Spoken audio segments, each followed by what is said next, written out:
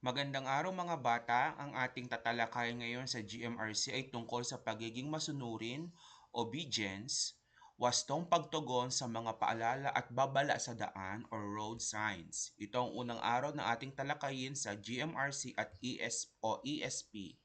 Ano ang pagiging masunurin?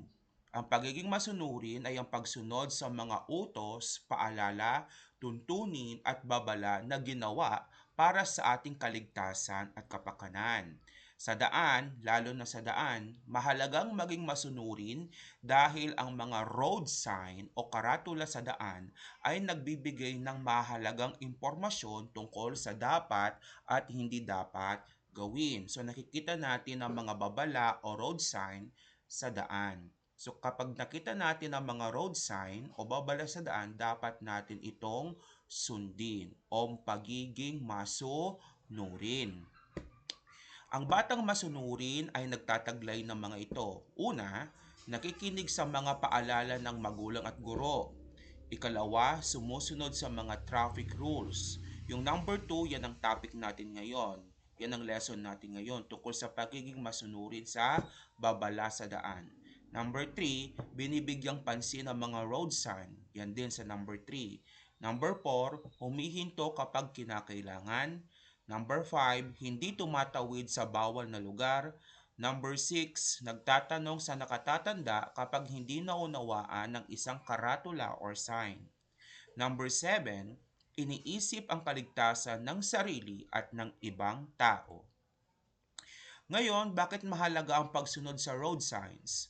Ang pagsunod sa mga karatula sa daan ay mahalaga. Narito ang mga sumusunod. Una, maiwasan ang aksidente. Pangalawa, maprotektahan ang mga naglalakad. Ikatlo, mapanatili ang kaayusan ng trapiko. Ikaapat, maging ligtas sa mga driver at pasahero. At panghuli, maipakita ang pagiging responsable at masunurin. So narito ang mga road sign, kahulugan at wastong pagtugon. Ang una ay stop. Ang stop ay nangangahulugang kailangang huminto o huminto at tingnan muna kung ligtas bago magpatuloy.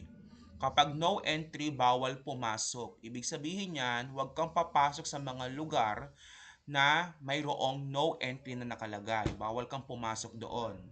No parking, bawal kang magparada ng mga sasakyan o anumang uri ng sasakyan.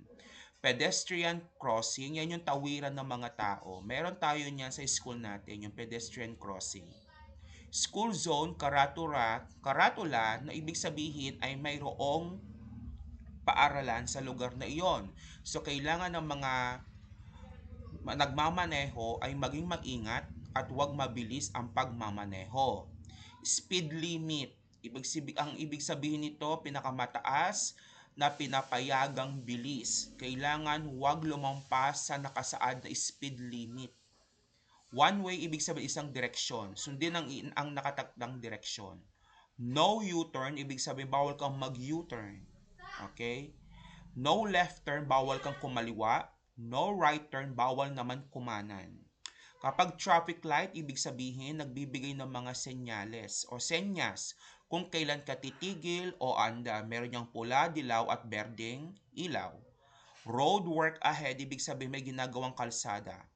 Slippery when wet, ibig sabihin basa ang daan, madulas. Kailangan magmaneho ng mabagal o wag mabilis. Curve ahead, ibig sabihin kurbada ang unahan. Ibig sabihin kailangan maging mabagal ang iyong pagtakbo o maging alerto ka. Railroad crossing, ibig sabihin tawiran ng tren. So wala namang tawiran ng tren dito pero kailangan nyo pa rin malaman na ang railroad crossing ay tawiran ng tren. Ibig sabihin yan, huminto kung kinakailang at tiyaking ligtas bago tumawid.